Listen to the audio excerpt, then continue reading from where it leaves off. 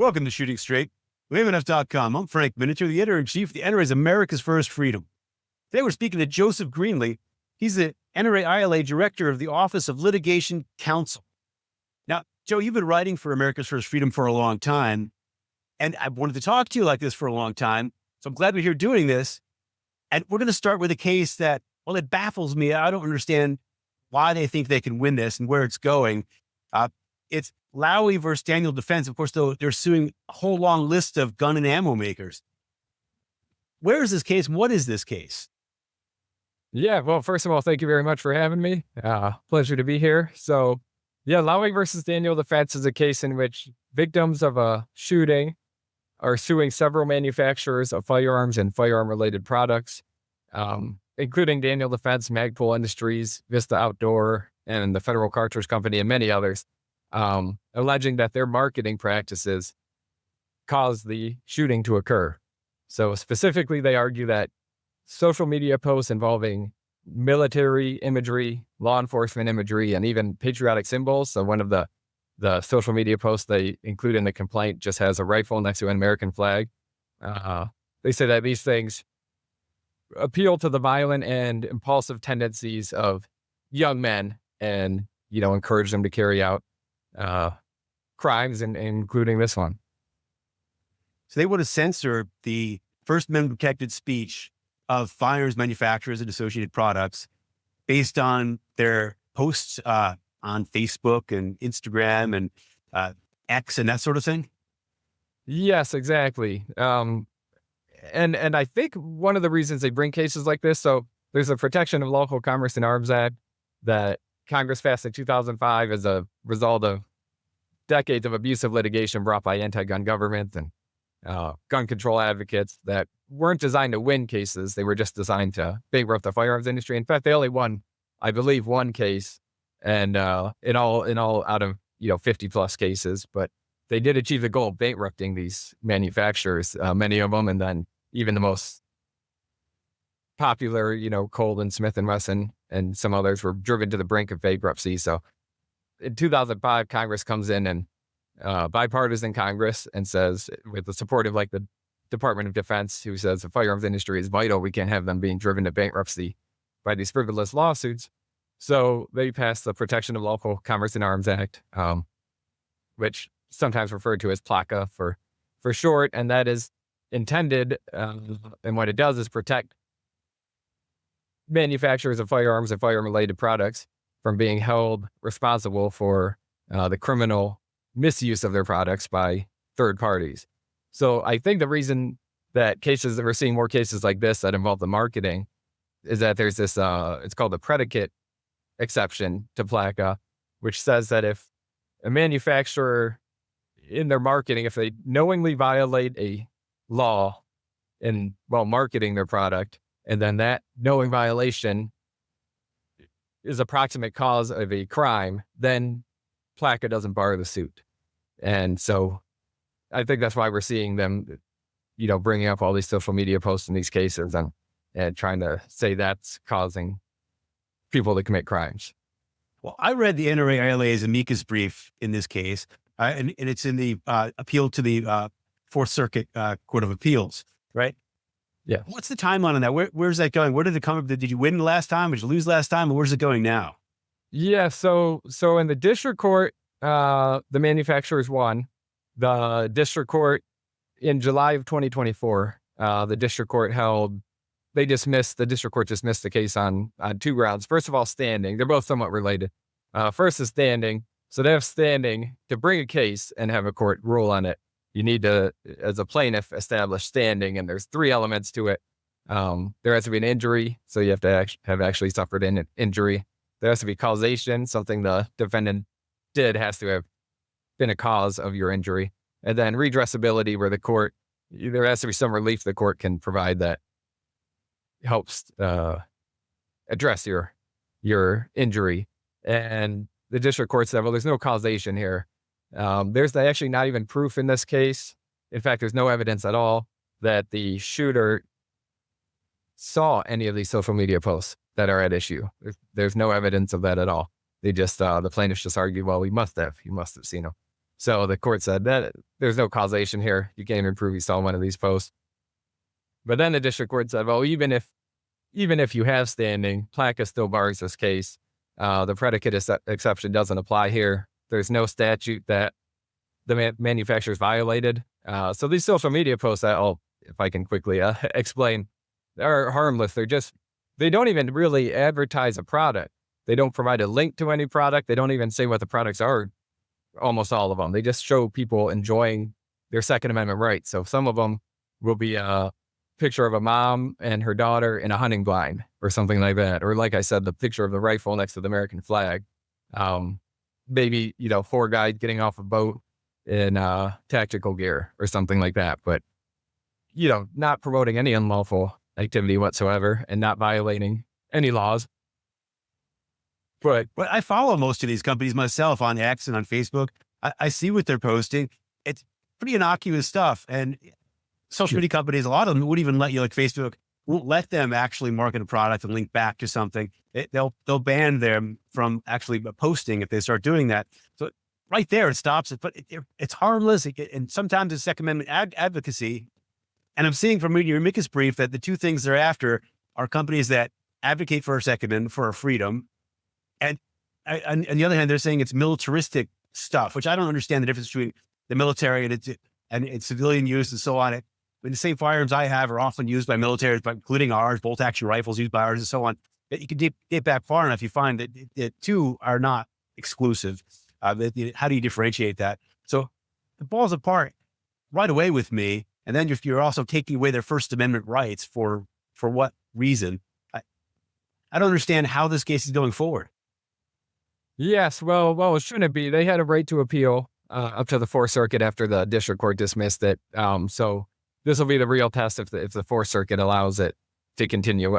I hope it will. But yeah, we addressed in 2 main points in our amicus brief. The first, that this is really a free speech case. It has guns and all that stuff, but it's really about suppressing Second Amendment speech and punishing it, because all these manufacturers are doing on social media are posting, like I said, just pictures of people enjoying their Second Amendment rights. And the Supreme Court has said that a court can apply a state court rule that would otherwise violate a party's Second Amendment rights. So even though there's no government party in this case, the court can't interpret the Virginia marketing law in a way that says to the manufacturers, you can't even express pro-Second Amendment speech, or the next time your product is misused in a crime, you're going to be liable to the tune of millions of dollars.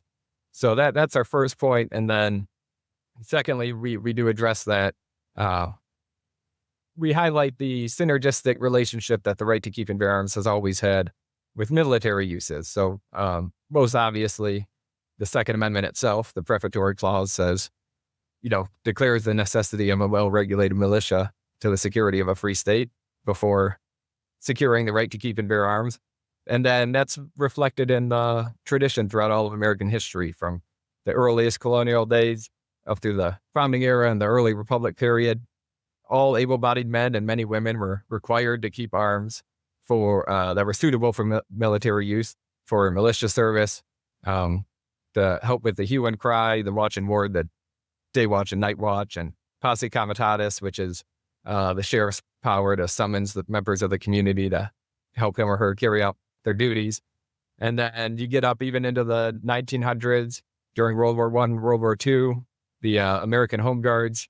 There was essentially state militias that when the U.S. military was fighting overseas or off training, ordinary citizens would go and fill in the role that the military would usually play if they were around, protecting certain places, bridges, etc. And then even today, you have the posse comitatus is still alive and well, especially in Western states. And then countless law enforcement agencies rely on citizen volunteers across the country. So the idea that somehow the manufacturers, by tying together the right to keep and bear arms and military uses, are promoting some unlawful conduct just reflects respectfully to the plaintiffs, reflects an ignorance of the history of, our right and how those two things have been connected. Right. It's a complete disregard of history. And this is a legal product. We've got legal products here that companies with constitutional protections, which actually makes them unique, are marketing and talking about, and very often are just posting happy pictures of that millions of people follow.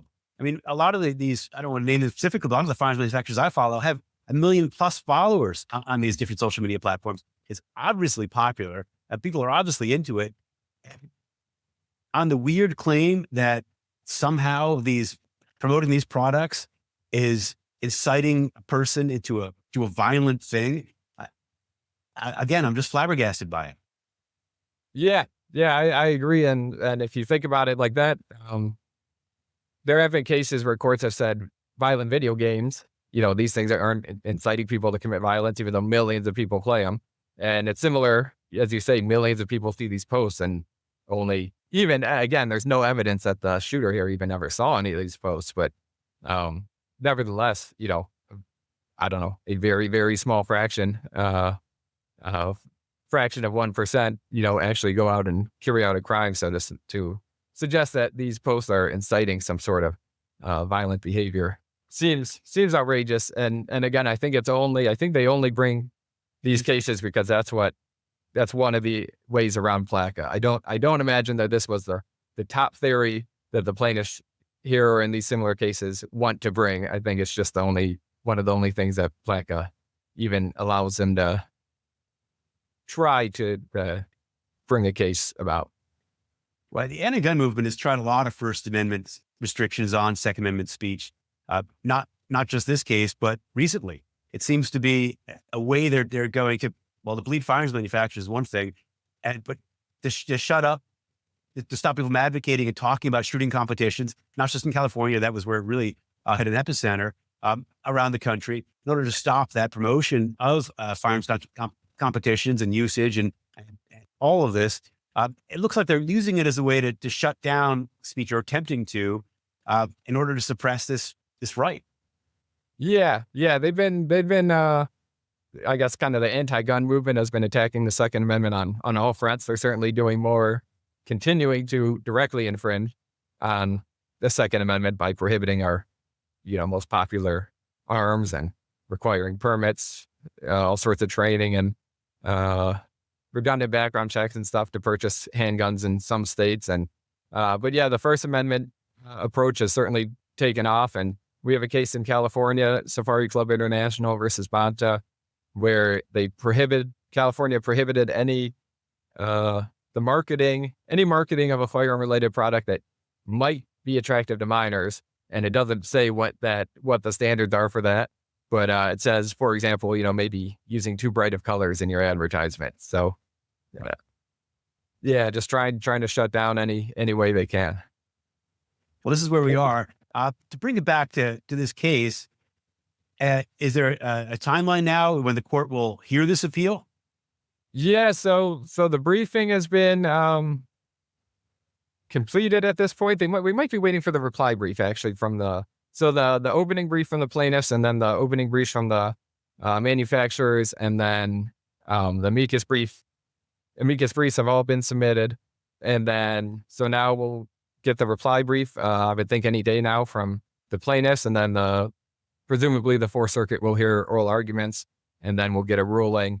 It's hard to tell. It could be anywhere from a few months after arguments to we have one case, that sensitive places cases out of Delaware, that there was arguments over 1.5 years ago. So no telling how long it'll take to get a ruling. But I think the good news for this case is, in the meantime, the good news, in addition to just being a pretty, I think, clear case, clear win for the manufacturers, is the Supreme Court has a somewhat related case before it right now, the Smith & Wesson versus Mexico case, which I think we'll receive a favorable ruling from the Supreme Court in that case, and then that should have a positive impact on this case as well.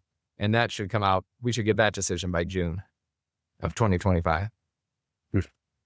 Well, the NRA's Institute for Legislative Action, you guys do so much. I have a hard time keeping track of it, even as a magazine editor for the NRA. I have a hard time keeping track of it all.